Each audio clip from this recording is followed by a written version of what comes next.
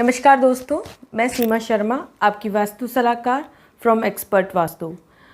जैसा कि आप सभी को पता है कि दीपावली के दिन हम सभी माँ लक्ष्मी की आराधना करते हैं, पूजन करते हैं और उम्मीद करते हैं कि माँ लक्ष्मी हमेशा हमारे साथ रहें। इसके लिए हमें कुछ ऐसा मैं आपको उपाय बताना चाहती हूँ जिसके कारण आपके घर में हमेशा सुख समृद्धि और धन की वर्षा होती रहेगी।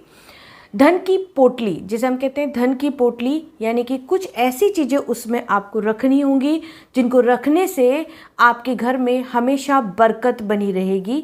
साल भर तक आप उसको रखना है। दीपावली के दिन जब माँ लक्ष्मी का पूजन किया जाता है वहाँ पर आप उस पोटली को रखेंगे। उस पोटली को बनाने का तरीका मैं आपके साथ शेयर करना चाहती हूँ। सबसे पहले हमें पोटली के लिए एक लाल कपड़ा लेना है।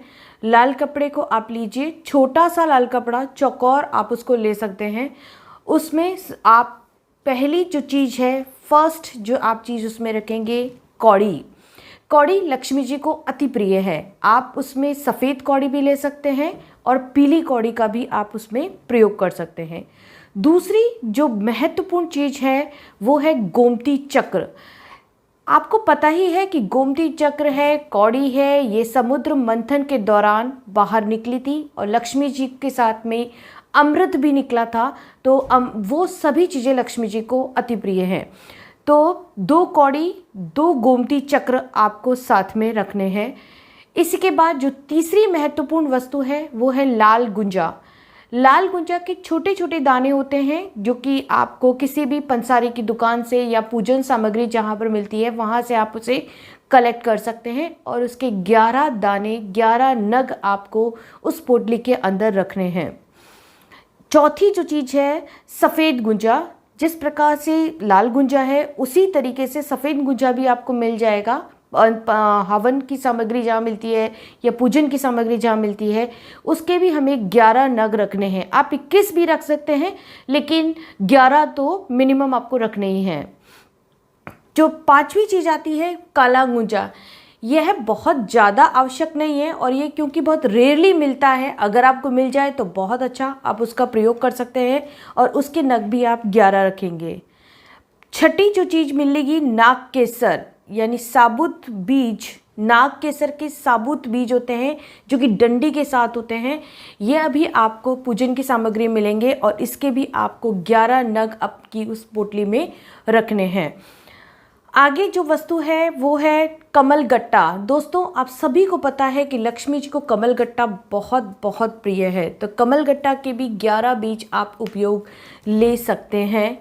इसके बाद क्योंकि हम इस पोटली में ऐसी चीज़ें रख रहे हैं जिससे कि धन की वर्षा हो, और आप सभी को पता है कि स्वस्थ शरीर यदि आपका होगा तो आप धन प्राप्त करने के कर्म करने योग्य रहेंगे। दोस्तों, एक अगला जो नग है वो है शतावर। शतावर एक आयुर्वेदिक औषधि है, वो आपको पंसारी की दुकान पर मिल जाएगी और शतावर की लंबी लंबी डंडी सी मिलती है, वो आपको 11 नग उसके लेने हैं जो कि आपको सेहतमंद साल भर रखेंगे।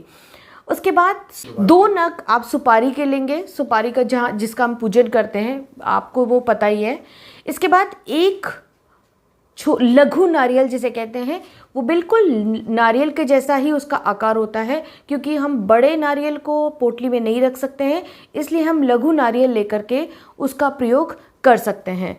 इसके बाद एक जो अंतिम चीज़ है वो है काली हल्दी की एक गांठ, आपको उसमें अवश्य रख।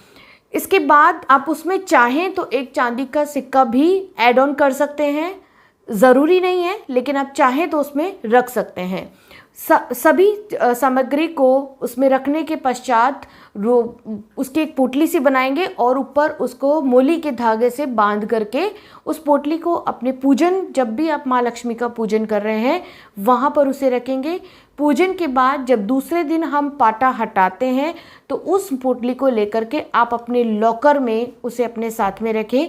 साल भर अगली दिवाली जब आएगी तब आप उसको निकाल करके उस सामग्री को आप बरगद के पेड़ या पीपल के पेड़ में वहाँ पर आप उसको रख करके आ सकते हैं। फिर अगले साल इसी प्रकार से एक नई धन की पोटली बनाई जाएगी और उसको पूजन में रखा जाएगा।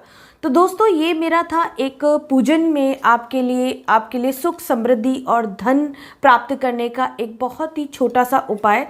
आपको यदि मेरा ये वीडियो अच्छा लगे तो लाइक कीजिए, शेयर कीजिए और सब्सक्राइब कीजिए। धन्यवाद। आपकी दिवाली शुभ हो। मेरी बहुत बहुत शुभकामनाएं।